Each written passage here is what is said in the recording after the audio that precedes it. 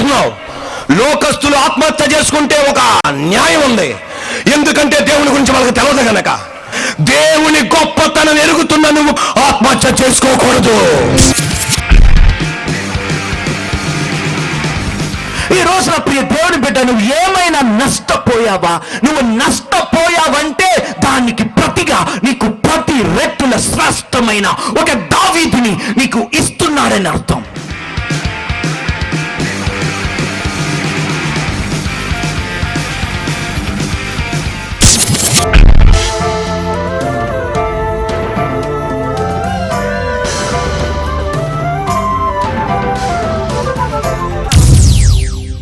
ఏసే దైవము, ఏసే జీవము, నా క్రీస్తే సర్వము. ఈరోజు చెల్లి 2 నెలల గర్భవతిగా ఉన్నప్పుడు వాళ్ళ ఇంట్లో వాళ్ళ భర్త గారితోనూ మిగతా కుటుంబ సభ్యులతో గొడవ పెట్టుకొని ఆమె వచ్చేసిందంట. ఇప్పుడు ఆమె 6 నెలల గర్భవతి. ఈరోజు వాక్యం విని నిర్ణయించుకుంది, మళ్ళా నేను తిరిగి వెళ్ళబోతున్నాను అని. కొట్టండి గట్టిగా చప్పట్లు. ఇది యేసయ్య వాక్యానికి ఉన్న శక్తి. ఆమేన్. గట్టిగా చప్పట్లు కొట్టి గాడ్ బ్లెస్ యూ అమ్మ. దేవుడు నిన్ను దీవిస్తాడు. ఫ్లడ్ గేట్స్, వరద ద్వారాలు తెరిచి నిన్ను దీవించబోతున్నాడు. God bless. ఏసే దైవము, ఏసే జీవము, నా క్రీస్తే సర్వము. ప్రియ చెల్లి యాక్సిడెంట్ అయింది.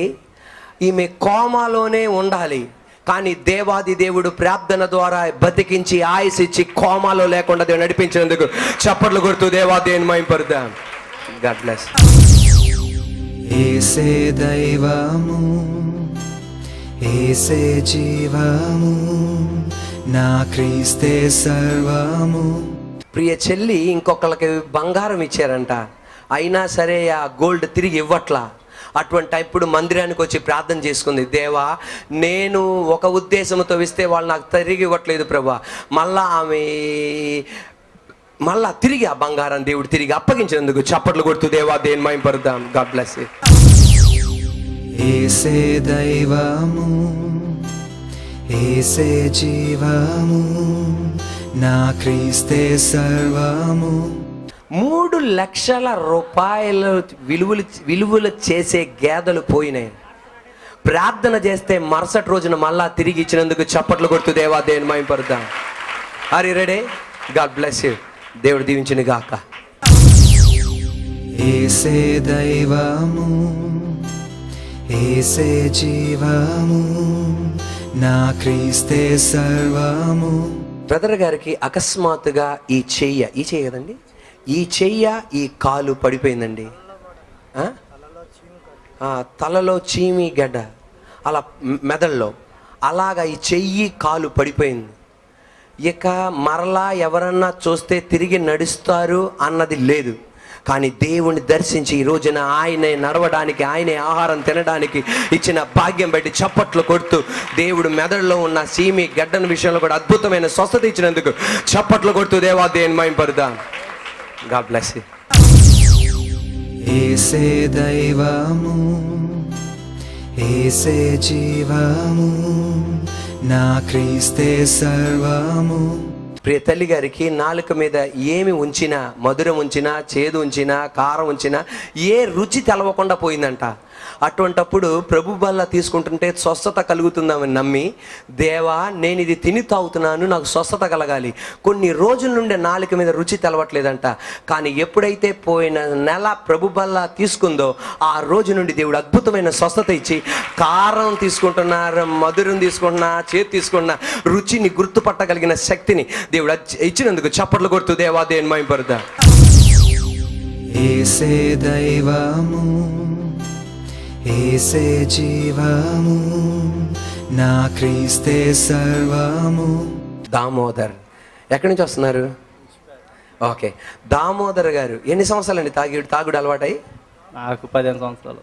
15 సంవత్సరాల నుండి ఫుల్ డ్రింకర్ అంట.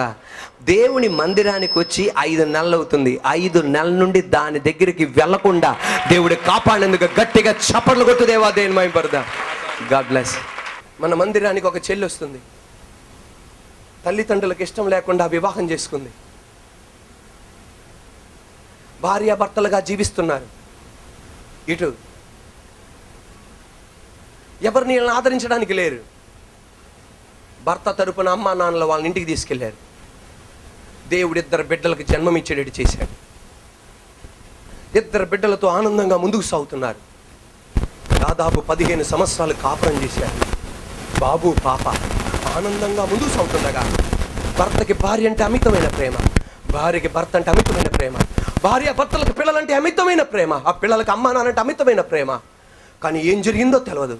భర్త ఊరేసుకుని చచ్చిపోయాడు.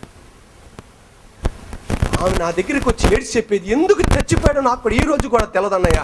మా ఇద్దరి మధ్యలో ఏమీ లేదు, ఏం జరిగిందో నాకు తెలియదు. కానీ ఇంట్లో ఉండగా నాకు ఒక వార్త వచ్చింది, మీ ఆయన మరణించాడు. నేను యాక్సిడెంట్ అనుకున్నా, కానీ ఊరేసుకుని చనిపోయాడు. సమాధి కార్యక్రమం అయిపోయింది. నా పుట్టింటికి వెళ్ళా.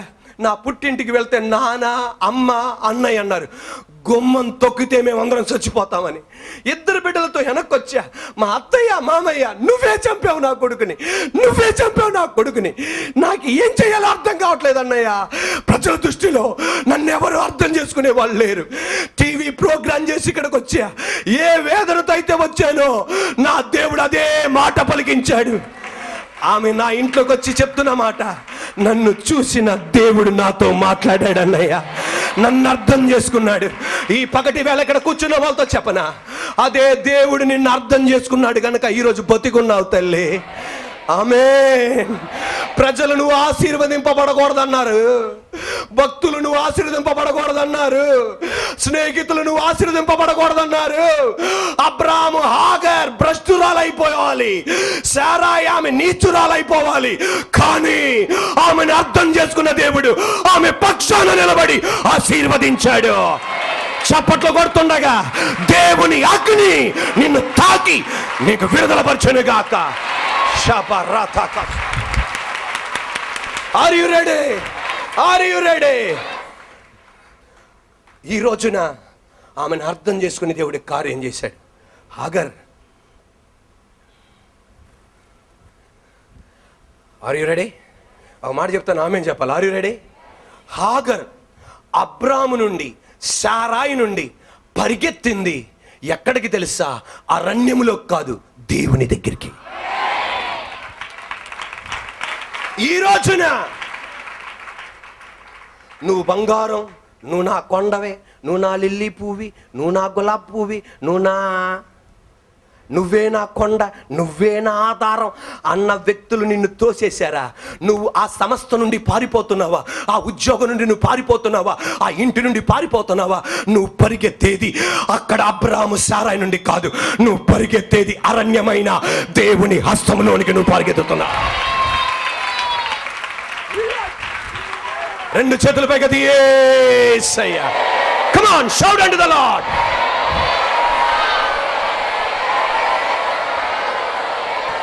We praise your name, oh God. Yesayya. Are you ready? Praise the Lord. నిన్ను అర్థం చేసుకునే దేవుడు నిన్ను చూస్తున్నాడనండి. చెప్పండి, నన్ను అర్థం చేసుకునే దేవుడు నన్ను చూస్తున్నాడు. 2, యేసయ్య మనల్ని చూస్తున్నాడు. 2, నాతో పాటు చెప్పండి, యేసయ్య మనల్ని చూస్తున్నాడు. మళ్ళీ చెప్పండి, యేసయ్య మనల్ని చూస్తున్నాడు. యేసయ్య మనల్ని ఎందుకు చూస్తున్నాడు? నువ్వు ఎప్పుడు పాపం చేస్తావా, ఎప్పుడు మాట వినకుండా ఉంటావా, ఎప్పుడు చర్చికి రాకుండా ఉంటావా, నీ పేక పట్టుకొని నీ చెయ్యి నరికేసి నీ కాలు నరికేసేసి రా అనడానికి కాదు. నిన్న ఆయన చూసేది ఎందుకు తెలుసా? నిన్ను మళ్ళా తిరిగి లేపడానికి, మళ్ళా నిన్ను హెచ్చరించడానికి, మళ్ళా నేను నీకు తోడై ఉంటాను, మరలా నువ్వు నిలబడు, నేను నీకు సాయం చేస్తాను, మరలా రా, అయిపోయింది ఏదో అయిపోయింది, ఈ రోజు కన్నా నిలబడు అని చెప్పడానికి. ఒక వ్యక్తి మన చూస్తున్నాడంటే, ఆర్ యు రెడీ? 2 జరుగుతాయి. 1 భయం, 2 ఆదరణ. ఇక్కడ చెప్పండి, భయం, ఆదరణ. ఒక వ్యక్తి అందరికి సెకండ్ ఇచ్చేస్తున్నాడు. అక్కడ ఉన్న ఆడవాళ్ళందరికీ ఇట్ట ఆ పురుషుడు అందరికి ఇస్తుంటే ఆ స్త్రీకి సంబంధించిన భర్త అక్కడ ఉన్నాడని తెలవగానే సెకండ్ ఇవ్వకుండా వందనాలండి అంటున్నాడు. అంటే దానికి ఏంటి, ఆడు చూస్తున్నాడు రా బాబు అని. ఏంటిది అది? భయం. ఒక వ్యక్తి చూస్తున్నాడంటే రెండు జరుగుతాయి. ఒకటి భయం, రెండు ఆదరణ. అమ్మయ్యా నన్ను చూశాడు, వెళ్ళి చెప్తాడు ఇంట్లో నేను భద్రంగా ఉన్నానని. అమ్మయ్యా. ఏంటిది? ఆదరణ. దేవుడు మన చూస్తున్నాడంటే మనకు భయం కలిగింది. అమ్మో నేను అలా మాట్లాడకూడదు, నేను అలాగా ప్రవర్తించకూడదు, నేను అలా చేయకూడదు, దేవుడు నన్ను చూస్తున్నాడు. యోసేపు అదే అన్నాడు, పొతీఫర్ భార్య పాపం చేయడానికి రమ్మంటే how can I do such a wicket thing against God? దేవుడు చూస్తుండగా నేను ఎలా ఈ పాపం చేయగలను? దేవుడు చూస్తున్నాడు అన్న భయం అతనిలో ఉంది. రెండు, దేవుడు చూస్తున్నాడంటే అదొక ఆదరణ. ఏంటిదండి? నీ సాయం చేయకపోవచ్చు కానీ ఏంటిది? ఆదరణ. అన్యురాలైన స్త్రీ కనానియా పట్టణం నుండి ఏం చేసిందంటే యేసుప్రభు దగ్గరికి వచ్చింది. యేసుప్రభు దగ్గరికి వచ్చి, దావీదు కుమారుడైన యేసు నన్ను కరుణించు, దావీదు కుమారుడైన యేసు నన్ను కరుణించు, దావీదు కుమారుడైన యేసు నన్ను కరుణించు, దావీదు కుమారుడైన యేసు నన్ను కరుణించు, దావీదు కుమారుడైన యేసు నన్ను కరుణించు అంటే యేసయ్య అవును అనట్లా, కాదు అనట్లా, అవును అనట్లా, కాదు అనట్లా, అవును అనట్లా, కాదు అనట్లా. శిష్యులు అన్నారంట, ఎందుకమ్మ ఓ కేకలు పెట్టేస్తాం ఇలాగా, దావీదు కుమారుడైన యేసు, దావీదు కుమారుడైన యేసు, దావీదు కుమారుడు. మాకు జాలి కలుగుతుంది, ఆయనకి జాలి కలగట్లా. ఒక్కొక్కసారి చర్చిలో మీరు ప్లాన్ చేస్తుంటే నాకు జాలి కలిగిద్ది, దేవునికి జాలి కలగదు. ఈ శిష్యులు అన్నారు, అయ్యా అమ్మా ఇదిగా నువ్వు కేకలకి ఆయనకి అసలు జాలే కలగట్లేదమ్మా, నువ్వెందుకు కేకలు పెడుతున్నా? ఈ మందే ఎందుకంటే ఈ మందే సార్ మీరు చెప్పింది వాస్తవమే, ఆయనకి జాలి కలగట్లా, అన్నీ వాస్తవమే. ఒక్కటి మాత్రం నేను గమనించా, నేను ఆయన దగ్గరికి వచ్చానని ఆయన చూశాడు. Praise the Lord. నేను యేసయ్య దగ్గరికి వచ్చానని ఆయన చూశాడు. ఈరోజు నీకు ఉద్యోగం కొరకు ప్రార్థన చేసినా, మరొక దాని కొరకు ప్రార్థన చేసినా, పక్కన వాళ్ళకి జాలి కలిగినా, యేసయ్యకి జాలి కలగకపోతే నువ్వు భయపడక్కర్లా. నీ గుండెలో ఒక ధైర్యం ఉండాలి, ఆయనను చూశాడు. మొదటి ఆరాధన స్తంభం దగ్గర అనుకున్నాను, ఆయనను చూశాడు. గుడారాల్లో కుర్చీలో కూర్చొని టీవీలో చూస్తున్నాను, నన్ను చూశాడు. నువ్వు భయపడక్కర్లా. Are you ready? తల్లిదండ్రులకు 4 పిల్లలు, పెద్ద ఆమె పాప, మిగతా 3 బాబులు. ఈ తమ్ముళ్ళకి అక్క అంటే ఎంతో ప్రేమ, అమ్మా నాన్నలకి అక్క అంటే ప్రేమ. ఒకే పాప గనక అందరికి ఆరాభంగా పెంచేవాళ్ళు. ఒక రోజున కాలేజీ నుండి డిగ్రీ చదువుతుండగా కాలేజీ నుండి నీరసంగా ఇంటికి వచ్చింది. ఇంటికి వచ్చి ఎప్పుడు స్ట్రైట్గా నిలబడి అందరిని నవ్వించి అందరితో కలిసి ఉండే ఆమె ఈ పాప తల ఉంచుకొని అలా నీరసంగా ఉంది. అనగానే డాడీ అన్నాడు, ఏమైందమ్మా నీకు బంగారు తల్లి, ఏమైంది? అనగానే ఏముంది డాడీ, మా ఫ్రెండ్స్ అందరూ ఏమన్నారు తెలుసా, నా ఆకారం బాగోలేదంట, నా జుట్టు బాగోలేదంట, నా మోడలింగ్ బాగోలేదంట, నా ముక్కు బాగోలేదంట, నా కలర్ బాగోలేదంట. అలా తల ఉంచేసిందంట. అలా తల ఉంచితే డాడీ ఏం చేశాడంటే ఒక్కసారి మోకాలు ఉంచి ఆ ముఖం ఇంకా అలా చూశాడంట. అమ్మా అది ప్రపంచానికి, కానీ నాకు అలా కాదమ్మా నువ్వు. వెంటనే తలెత్తిందంట. Are you ready? ఇదే హాగర్ బతుకులో జరిగింది. హాగర్ మీద నింద మోపి అవసరం ఉన్నప్పుడు ఉపయోగించుకొని అబ్రాము శారాయి ఇప్పుడు నింద మోపి పంపించగానే సర్వశక్తి కలిగిన దేవుడు తల వంగిన ఆమెని, వేదనతో ఉన్న ఆమెని ఒక్కసారి దేవుడు ఆమెను అలా చూసన్నాడు, అది ప్రపంచానికి, కానీ నువ్వు మాత్రం నాకు అలా కాదు. వెంటనే దేవుడు అన్నాడు, శారాయి నేను నిన్ను దేవెత్తాను అన్ని చేస్తాగానే నేను చెప్పిన మాట ఏంటావా అన్నాడు. ఏంటిదన్నాడు, నువ్వు మరలా యజమానురాలు దగ్గరికి, యజమానుడి దగ్గరికి వెళ్ళాలి. అమ్మా అదే నేనైతే మనమైతే, దేవా నాకు వలన వాళ్ళన్న మాట, ఆమె చేసిన క్రియ నేను మర్చిపోలేను తండ్రి. ఒక ఆయన అన్న క్షమాపణ అడిగంటే ప్రాణం పోయిన నా గుండె కరుక్కుమంటుందయ్యా. మళ్ళా ఎల్లు అనగానే ఆమె వణికింది. దేవా ఎలాగెళ్ళను తండ్రి, ఆమె నాకు నింద మోపింది, అందరు ఊరిలో ఎదుట నన్ను నిలవనివ్వదు, ఇప్పుడు ఎలా అని అనలా. దేవుడు అన్నాడు, అంతా నేను చూసుకుంటాగా, నువ్వు వెళ్ళు.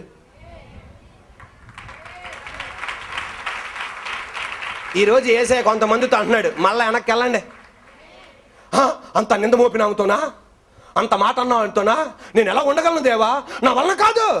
కానీ నువ్వు వెళ్ళాలి, నేను చూసుకుంటాగా, నిన్ను చూసేయడం నేను చేస్తాగా, నిన్ను ప్రేమించడం నేను చేస్తాగా, నీతో పలకరించడం చేస్తాగా, ఆ నింద లేకుండా నేను చేస్తాగా. టైం వచ్చినప్పుడు పంపిస్తా, మర్యాదగా అడిగెళ్ళు అనగానే ఆగరంది. ఎలాగెళ్ళమంటావు దేవా, ఎలాగెళ్ళమంటావు?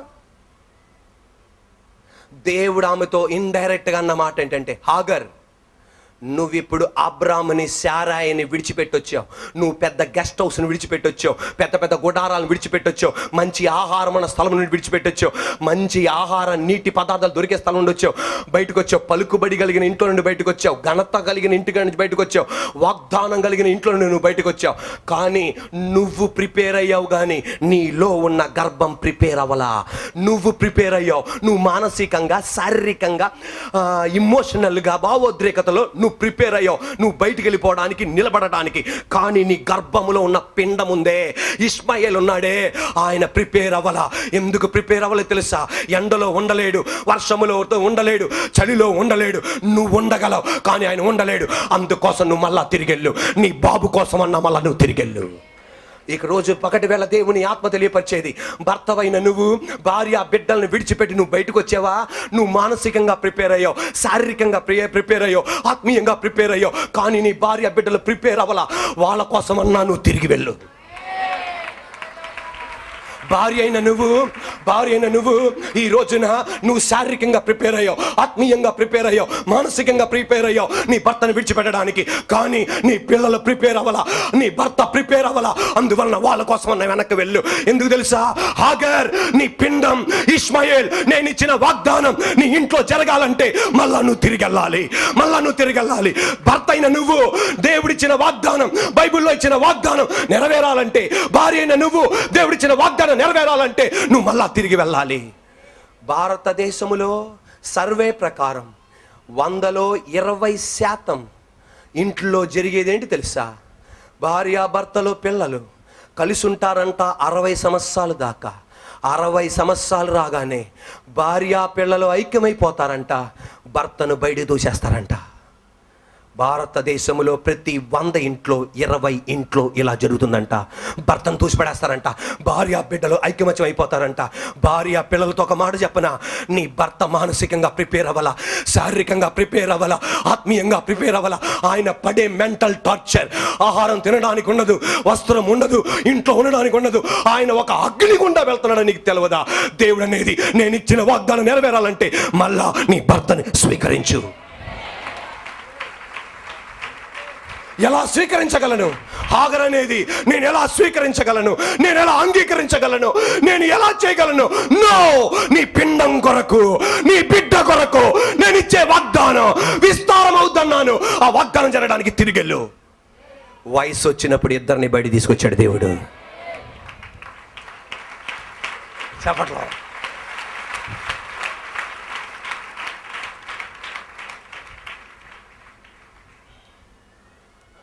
కుమారుడా, పాప, నువ్వు ఇంట్లో నుండి బయటికి వెళ్ళి వచ్చావా?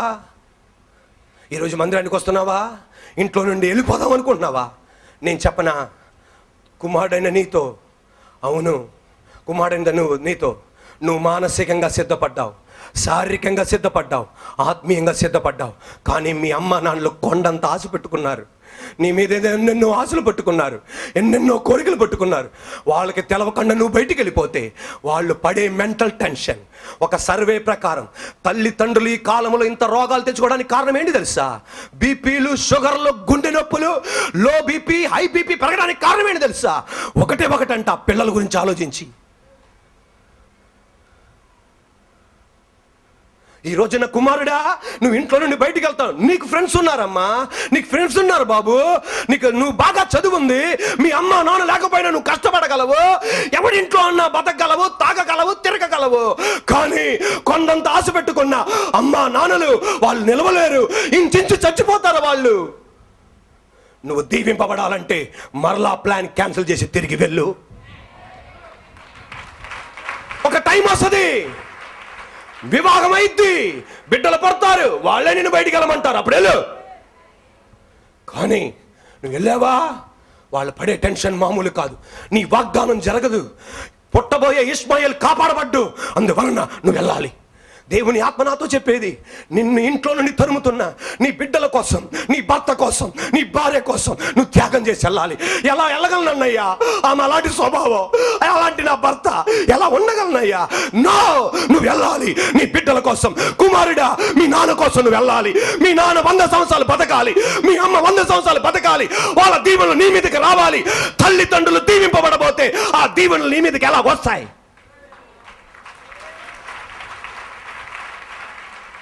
నజరేయుడైన యేసు నామములో ఇంట్లో నుండి బయటికి వెళ్ళిపోదామనుకున్న పిల్లల ప్లాన్ యేసు నామములో ఆగునుగాక. దేవుడు పంపిస్తున్నప్పుడు మీ అమ్మ నాన్నలు ప్రిపేర్ చేస్తాడు దేవుడు. అప్పుడు నువ్వు వెళ్ళు. హాగర్ని ప్రిపేర్ చేశాడు, ఇష్మాయిల్ని ప్రిపేర్ చేశాడు. ప్రిపేర్ చేసినాక బయటికి వెళ్ళగా దేవుడు వాగ్దానం నెరవేర్చాడు. అడుగు పెట్టిన చోటల్లా పెట్రోల్ బావులుగా మారినాయి, అడుగు పెట్టిన చోటల్లా డీజిల్ బావుగా మారినాయి. హాగర్ సంతానం గుప్పిట్లో పెట్టుకున్నారు పెట్రోల్, హాగర్ సంతానం గుప్పిట్లో పెట్టుకున్నారు డీజిల్. ఈ రోజున బిడ్డ నా దేవుడు అలా చేస్తాడు. హౌసింగ్ బోర్డ్ కాలనీలోనికి ఒకరోజు ఒక ఇంటికి వెళ్ళాం. భార్య భర్తలు ఇద్దరు కలిసి ₹1,00,000 సంపాదిస్తారు. 2 కుమారులు. పెద్ద కుమారుడు ఉన్నత స్థాయి, చిన్న కుమారుడు CA చదువుతున్నాడు. ఆ ఇంటికి వెళ్ళాం. వెళ్ళగానే అంకుల్ ఆంటీ గారు అక్కడ ఉండగా వాళ్ళ వేదన చెప్తున్నారు. వేదన చెప్తుండగా అంకుల్ ఆంటీ గారు, దేవుడు మిమ్మల్ని ఇంతగా ఆస్వాదించాడు, ఏంటండి చిన్న గదిలో ఉంటున్నారు అన్నాను. అనగానే అంకుల్ గారు కూర్చొని ఏడుస్తున్నారు. నా హృదయం పగిలిపోయింది. ఎందుకు దేవా ఎప్పుడు అన్నావు, ఎందుకు ఇలా చిన్న ఇంట్లో ఉన్నారు పెద్ద ఇంట్లో ఉన్నారని ఎవరితో అన్నావు, ఏంటి దేవా ఇలా అన్నాను, గబుక్కుని నన్ను క్షమించు తండ్రి అని ఏడుపు కంట్రోల్ చేయలేకపోతున్నాను. 5 నిమిషాలు అయింది, ఏడుపు ఆపాడు. నానా, నేను ఏడ్చింది నువ్వు అన్నందుకు కాదు, నా చిన్న కొడుకు CA చదువుతుండగా అక్కడోళ్ళు ఫోన్ చేసి చెప్పారు రావట్లేదని. నేను నా కుమారుడు బాగుపడాలని. నువ్వు చదవకపోతే ఎలా రా, ఎంతకాలమే ఉంటావు రా. ఏసే దైవము, ఏసే జీవము, నా క్రీస్తే సర్వము. వైద్య వృత్తి చేస్తారండి డాక్టర్గా. కొంచెం ఫైనాన్షియల్ క్రైసిస్లో వెళ్ళాల్సి వచ్చింది. కానీ దేవుని మహాకృప వలన ఒకేసారి దేవుడు ఒక వరద తెరిచాడు. అదేంటంటే 3,02,500 అతనికి రావడానికి దేవుడు మార్గాలు తెరిచాడు. ₹30,000 యూత్ ఉత్సవం కోసం దేవుని కొరకు ఇచ్చినందుకు చప్పట్లు కొడుతుందేవా దేవుని మహిమపడతా. అందరికీ ఈ రోజు నుండి ఒక వరద. Amen. God bless you, God bless you. ఏసే దైవము, ఏసే జీవము, నా క్రీస్తే సర్వము. ప్రియ తల్లి గారు రైల్వేలో డిపార్ట్మెంట్లో చేస్తున్నారండి ఉద్యోగం. ఒక చోట ఈమెకి ప్రమోషన్ రావడం కష్టం, ఎందుకంటే అటువంటి పోస్టింగ్ లేదు. కానీ మందిరానికి వచ్చి ప్రార్థన చేసుకున్నాక పోస్టింగ్ లేని చోట నా పోస్టింగ్ ఇచ్చి ప్రమోషన్ ఇప్పించాడు. కొట్టండి, ఇది ఇంకొక వరద. గట్టిగా చప్పట్లు కొడుతూ God bless you, God bless you. ఏసే దైవము, ఏసే జీవము, నా క్రీస్తే సర్వము. ప్రియ చెల్లి, ఆమెకు అనుగ్రహించిన భర్త ఉద్యోగం పర్మనెంట్ అవ్వాలని ఎంతో ప్రార్థన చేసేది. దేవుడు అలాగే పర్మనెంట్ చేసినందుకు చప్పట్లు కొడుతూ దేవా దేవుని మహిమపడతా. అలాగే ప్రియ చెల్లికి గర్భఫలం కూడా ఇచ్చినందుకు చప్పట్లు కొడుతూ దేవా దేవుని మహిమపడతా. గాడ్ బ్లెస్ యు నాన్న. ఏసే దైవము, ఏసే జీవము, నా క్రీస్తే సర్వము. ఈ తమ్మునికి దేవుడు ఒక చెల్లిని అనుగ్రహించాడు. మీ చెల్లి పేరేనా? రూతమ్మ. ఆమెకి దయ్యపు శక్తి పట్టింది, కానీ ఎక్కడికి వెళ్ళినా స్వస్థత కలగల. ప్రార్థన ద్వారా దేవుడు ఇచ్చిన స్వస్థత పట్టి చప్పట్లు కొడుతూ దేవా దేవుని మహిమపడతా. God bless you. ఏసే దైవము, ఏసే జీవము, నా క్రీస్తే సర్వము. భార్యాభర్తలు విడిపోయారు. అటువంటి టైంలో మందిరానికి వచ్చారు. దేవుని వాక్యం అతనితో మాట్లాడింది. మళ్ళా వీళ్ళు 2 వారాల నుండి కలిసి ఉంటున్నారు. ఆయన మందు నుండి కూడా దేవుడు విడుదల ఇచ్చినందుకు చప్పట్లు కొడుతూ దేవా దేవుని మహిమపడతా. God bless. బాప్టిజం కూడా యేసు రక్తం చేయండి. ఎవరు చెప్పారు నీ కుటుంబం బాగుపడదని? ఎవరు చెప్పారు నీ భర్త మారడని? ఎవరు చెప్పారు నీకు పిల్లలు కలగరని? ఎవరు చెప్పారు ఆ రోగము తగ్గదని? ఎవరు చెప్పారు ఆ ఉద్యోగం పొందలేవని? ఎవరు చెప్పారు ఆ ప్రమోషన్ నీకు దొరకదని? ఎవరు చెప్పారు నీకు పరిచయంలో అభివృద్ధి పొందలేవని? ఎవరు చెప్పారు ఆ వ్యాపారం నువ్వు చేయలేవని? ఎవరు చెప్పారు నువ్వు చదువుకోలేవని? ఎవరు చెప్పారు ఈ అప్పుల ఊబిలో నుండి బయటికి రాలేవని? ఫిలదెల్ఫియా ఏజీ చర్చ్ వారు నిర్వహించు యేసుతో ఆరాధన Vijayawada Vidyadharapuram bypass road RTC depot ఎదురు రోడ్లోని ఫిలదెల్ఫియా ప్రార్థనా మందిరములో జరుగును. దేవుని కృప వలన ప్రతి ఆదివారం 4 ఆరాధనలు జరుగును. మొదటి ఆరాధన ఉదయం 6 గంటలకు జరుగును. రెండవ ఆరాధన ఉదయం 8 గంటలకు జరుగును. మూడవ ఆరాధన ఉదయం 10 గంటలకు జరుగును. నాలుగవ ఆరాధన మధ్యాహ్నం 12 గంటలకు జరుగును. రండి, యేసయ్య మీ నిందకు ప్రతిగా రెట్టింపు ఘనతనిచ్చును. మా ఫోన్ నంబర్లు 9701-100-400, 9704-100-400, 9848482401.